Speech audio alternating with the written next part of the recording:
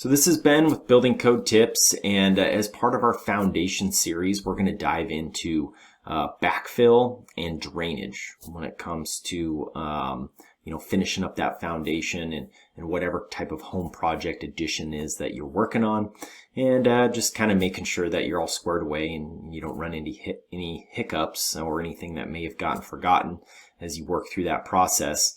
I'm in here in my my little studio that I have built for some of the videos that I do. So today I'll have some pictures that I can kind of show you, and I'll even dive into a little bit of the code reference so you kind of have an idea where I'm coming from. This will also kind of give you a little sneak peek into some of the information and in-depth stuff that I get into on some of my guides, and even some of the checklist information and stuff that's available on my website at buildingcodetips.com. I also have on there a bunch of freebies, and one of them is before you get started, DIY freebie. And it's just for all of you out there who are just getting started on these new projects. Maybe you've been kind of working your way through some of my videos here, and it just kind of provides you a little bit of insight on what to think about, what questions to ask, materials, so on and so forth, to get you started without any hiccups. So if you just have any hesitation or just having troubles getting going, hop on there and grab that freebie. It's there for you guys, and will hopefully kind of keep you moving in that right direction. But anyways, let's hop into drainage and backfill. And so first, backfill. Okay, so you get your foundation done, getting ready to backfill it. Can you use the material that you have on site? And do you need to do anything additional before you put that material back in? It's going to come down to your area, your water table, your soils type. Probably if you got a permit, it would be kind of called out in your permit section as on your approved plans on whether or not you need to do any type of permeable rock base in the bottom, any perforated pipe or anything like that. The code book says that you're supposed to provide like a perforated pipe around the exterior, around the bottom edge or the side edge of your footing, and then a specific amount of permeable rock that kind of encompasses that perforated pipe. So if you do get a high water table or a huge storm event or something, that you won't get build up against your foundation wall, and it'll have a place to go. Now in my area, we don't get a lot of clays, and we get some pretty porous soils, and so our building department does not necessarily require that most of the time. I've only done a couple of them where I've seen actually someone go and do a geotech report, which can get spendy, and then that geo report says, well, you need to go in and put this perf pipe in, and you need so much permeable rock, and then you have to put in, maybe even like a vapor barrier type situation, and so on and so forth. But the big takeaway is just make sure that you understand what materials you have that you're going to be backfilling with, and understand if the requirement for some type of added permeable rock for backfill or a perforated pipe is required. And I will show you the little code reference here in a minute when we get a little farther down the road here. And that kind of is, in a nutshell, that really is kind of your backfill, right? Now, a lot of times, you're going to want your foundation wall to sit and cure up for a few days before you just go slam a bunch of materials up against it, because it could bow and crack. The other thing that you might think about too, which is harder to do, is they like to see the floor system actually built and set to kind of hold those upper walls in place before you fully backfill and put all that load against those walls. I don't see it happen a lot where I'm at, and I can't say that we necessarily enforce it, but I haven't also seen very many walls bow. I'm not telling you it doesn't happen, but I don't see a lot of them when they get fully backfilled, like bow or crack out too bad, or at all. Maybe once or twice that I can remember when I was building houses for a home builder that I saw maybe a crack or two, and that might actually just been by the fact of the excavation equipment being too close to the foundation and not necessarily the backfill materials. But in an ideal world, you'll build your floor system before you backfill, or before you backfill all the way. But just be cognizant of that, so you don't have any issues with your foundation as you get going on your project. The last thing you want is to try to pull a straight line and find out that your walls are bowed in or bowed out, or something weird's going on with them, and then you've got to go do repairs on it. But that kind of would take care of backfill, right? What type of materials? Do you need any type of drainage material? And try not to over backfill without making sure your walls are cured. Okay. Then let's talk about grade. So grade is a big one. As an inspector, I run into this all the time because I deal with a lot of infill lots, where there's a house on either side or both sides, and someone goes and builds this brand new house, or they build something, and then all of a sudden their foundation wall is too high or too low, and then all of a sudden they're trying to figure out, well, how do I make sure that I have proper drainage on my lot, right? Because you can't drain on your neighbor's lot. You don't want to just have all your rainwater come off your roof and just go right into your neighbor's basement or their backyard and create a pond, right? You can't really do that. But at the same time, you can't drain back into your structure because you don't want your structure to flood. So you kind of have this weird scenario where you can't drain in your neighbor's property, you can't drain back into the house, and you got to get all that rainwater or all that storm water somewhere, right? So what most people will do is they will actually drain front to back, right? So they'll start from the top, and maybe you'll drain everything to the front, or they'll drain everything to the back, and they'll create, if you only got like a 5-foot setback, they might create just kind of like a little belly of grade between your property line and your house. So you're kind of just draining a little bit away from the house, kind of draining a little bit away from your property line. You kind of create this little belly where rainwater can run off, and it runs from front to back or back to front, or whichever direction you're trying to take it, to where it can get in and soak into the ground and not be a problem. But that is big, because if you don't kind of take that into account before you pour your foundation wall, it can be a problem, right? I mean, if it's too high or too low, you can run into issues where you're having to build retaining walls or something so you can bring grade up and make sure that you have proper slope. And I've had this happen quite a bit with infill lots. We'll get to I'll tell guys during the foundation, I'm like, hey, you got to make sure you understand all of your drainage. Where's it all going to go? And then we get to the 11th hour at the end, they're calling for final. I say, hey, you got to fix your drainage. And they're in there building retaining walls along the property line and bringing in grade. And in my opinion, it's an unneeded expense. If they would have just, maybe raised the wall or dug down a little farther, maybe their footing needed to be a little deeper to get frost coverage. So those are important things to think about, because you can't just move grade wherever it is that you want unless you have a foundation wall and a footing that's tall enough and deep enough to accommodate that.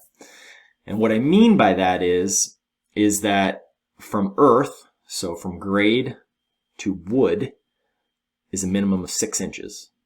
And then where we're at, we have to have 2 feet of frost coverage. So from grade to the bottom of our footing is 2 feet. And so a lot of times guys will do the bare minimum. They'll have just enough space for that 6 inches and 2 feet of frost coverage.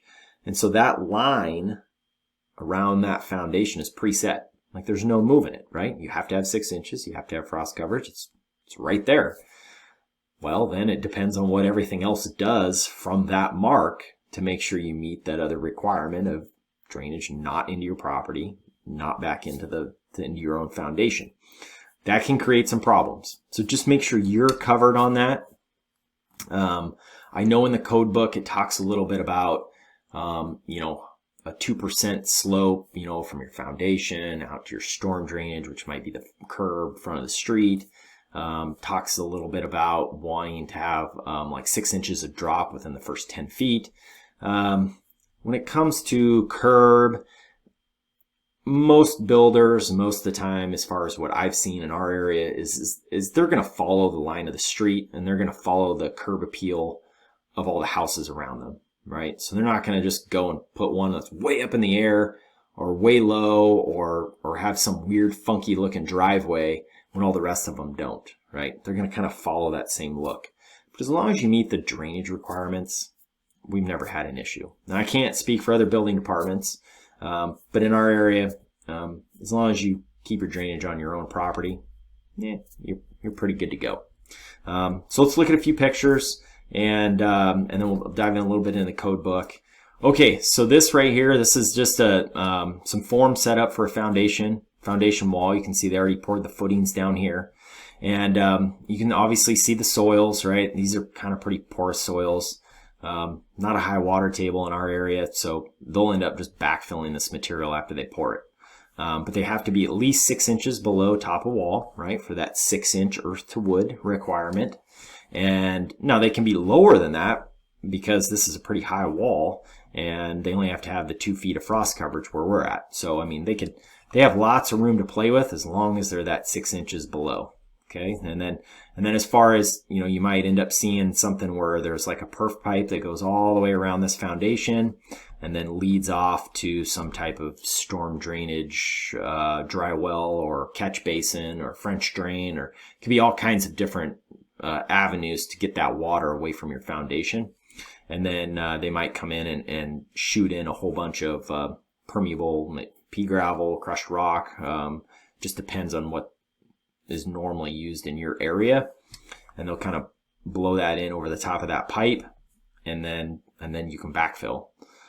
Sometimes you might see, well, it's like straight up clay and you don't want to backfill with any of it. You need to haul it off, and then you bring in all permeable materials to make sure you have good drainage around your house as well. So those are just things to think about when you get into that backfill realm of things. This is just a foundation wall that's finished, but again, just kind of reminding you guys that, you know, 6 inches below top of wall is where you would need to be before you get to that siding or that non-protected material. Let's see here. So here we've got a house. Here we've got we've got good slope on our driveway. We've got, I don't know if this will zoom. It's kind of hard to see, but you've got 6 inches earth to wood here from the siding down to the soils. So you've got good setup there. So here's another house. So right here you can see, you know, they're sloping away from the house, right? This is sloping away, and then it's going to go around through the 2 houses and down to the backyard. That's the way they've kind of set up their grade. Now they haven't done final grade on here, so it might just a little bit, but they've got 6 inches earth to wood right here, and then just due to the way the slope is, they're going to have a little bit more foundation wall that's visible right here. But they've got that 6-inch earth to wood. They come around and they kind of belly between the 2 houses, and they take it to the back, and they don't have any drainage problems. Most of these soils are all sandy, so there's no need for additional requirements when it comes to backfill or perf pipe around the foundation or anything. Again, that's where we're at. Could change where you're at, but that is kind of the basis when it comes to backfill and drainage. So now I'll hop into a little bit on some of the code, so you kind of know where I'm pulling all this stuff from and have a decent idea what the requirements are. Okay, so this is foundation drainage. And it says drainage tiles, gravel, or crushed stone drains, perforated pipe, or other approved systems or materials shall be installed at or below the top of the footing or below the bottom of the slab, and shall discharge by gravity or mechanical means into an approved drainage system. And then here they talk a little bit about gravel or crushed stone drains shall extend not less than 1 foot beyond the outside edge of the footing and 6 inches above. So again, that just takes me right back to the first thing we talked about, as in the perf pipe, drainage rock, and that's kind of the code book specifying exactly what's required.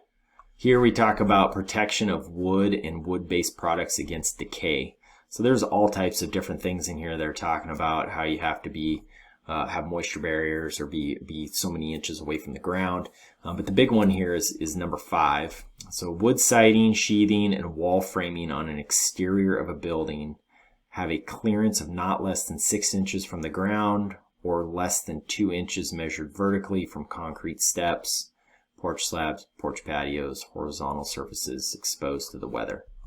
So again, that's that 6-inch earth to wood, right? So when you're figuring out top of your foundation wall, make sure to take into account that 6 inches, right? That 6 inches earth to wood. So wherever you're going to backfill to, go up 6 more inches, and then you'll be covered. If you go up a little bit more, then you have a little more to play with. It just comes down to then the visual aspect of it. Do you want a whole bunch of foundation wall showing or not? You could also go deeper in the ground, so you know you have your frost coverage, and then you have more room to play with that grade height if you need to. So here, this just kind of reiterates the whole 6-inch earth to wood, right?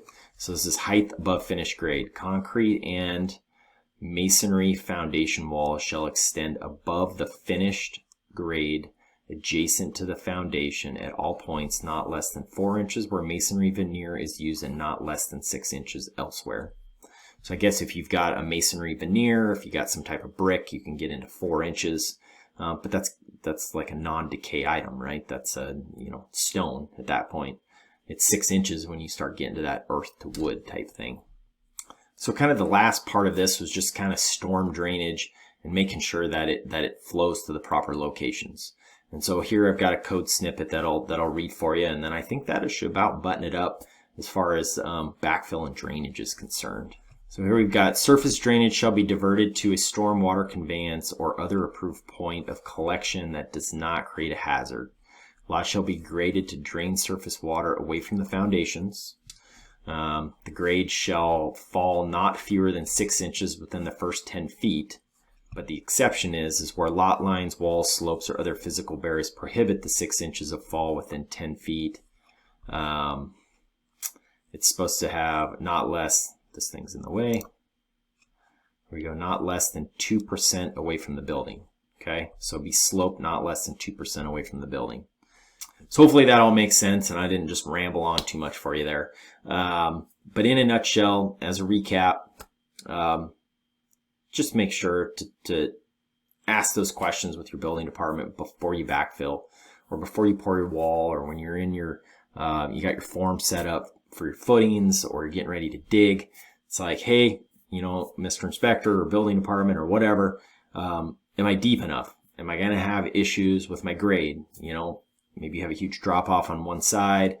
Are they going to have issues with that? Maybe they just allow you to put gutters on or something and then you're fine. That's always an option as well, but some places may not allow that. So just make sure your bases are covered. Hopefully this helps you out.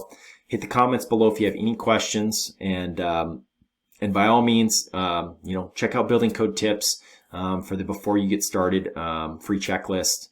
It's there for homeowners. It's there for you guys, and it's there so you can start your project off the right way.